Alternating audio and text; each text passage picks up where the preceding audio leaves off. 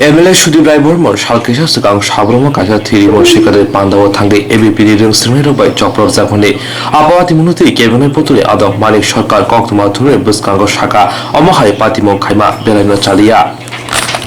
3-4 বছরের ব্যবধানে চলে আসেন তিনি প্রেসিডেন্সি কলেজে পড়াশোনা করেছেন তারপর আইএস পড়বার জন্য লন্ডনে গিয়েছেন এখান থেকেই তো তার হাতে খড়ি সংগ্রাম তো পশ্চিমবাংলার সরকার এই সময়ে 26শে জানুয়ারি যে ট্যাবলু পাঠাবার সিদ্ধান্ত করেছিল তাতে ভুলটা কি ছিল কারণ না এটা যখন বাতিল করলো শুধু এটা বাতিল করলো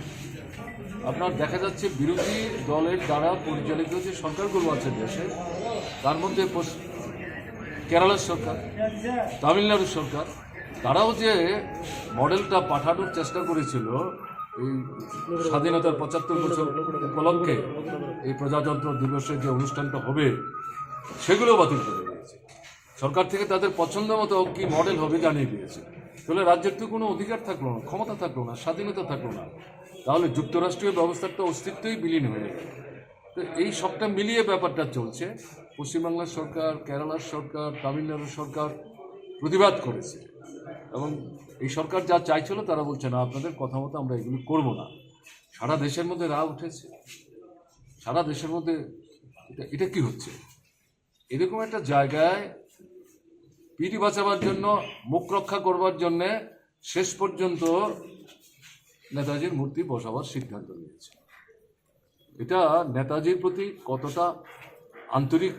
শ্রদ্ধার ভিত্তিতে করেছে এটা তারা ভালো বলতে পারবে আমি ঘটনাগুলি বললাম এর থেকে আপনারা বুঝে নেবেন ঠিক আছে তো এখানে বলা যাবে না কেমন কি বলছিলেন রক্তদান শিবিরে রক্তদান শিবির ছিল হয়নি এই ব্যাপারটা নাকি বলবেন স্যার এটা ঠিক হয়নি এটা কেন হবে এই যে তারা আজকে এখানে করছে রক্তদান শিবির বামুটিয়াতে কি জায়গা নেই মোহনপুরে জায়গা নেই তাহলে ওখানে না করে এখানে আসলেন কেন গাড়ি ভাড়া দিয়ে আসতে হয়েছে কাজ ফেলে আসতে হয়েছে আক্রান্ত হচ্ছে তো এখন ডিওয়াইএফ এসএফআই টিওয়াইএফ টিসিও আক্রান্ত হয়েছে এখন শাসক দলের বিধায়ক তিনি যাচ্ছেন এই ধরনের অনুষ্ঠানে অংশগ্রহণ করতে দেখা গেল সরকারি উদ্যোগে পরোক্ষে সমস্ত ব্যাপারটাকেই তছনছ করে দিয়েছে হচ্ছে এটা কি তো এর থেকে বোঝা যাচ্ছে এটা জনবিরোধী সরকার মানুষের উপর আস্থা হারিয়ে ফেলেছে মানুষও তাকে বিশ্বাস করতে পারছে না স্যার কেন্দ্রীয় সরকার সিদ্ধান্ত নিয়েছে নেতাজির মূর্তি দিল্লি গেটের সামনে বসানোর জন্য এবং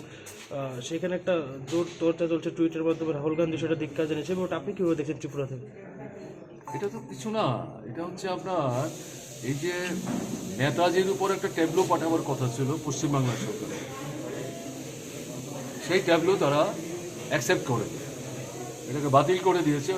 অন্যরকম ট্যাবলো করার কথা বলেছে তো নেতাজির জন্ম দিন হিসেবে এই বছরটা তাৎপর্যমণ্ডিত একদিকে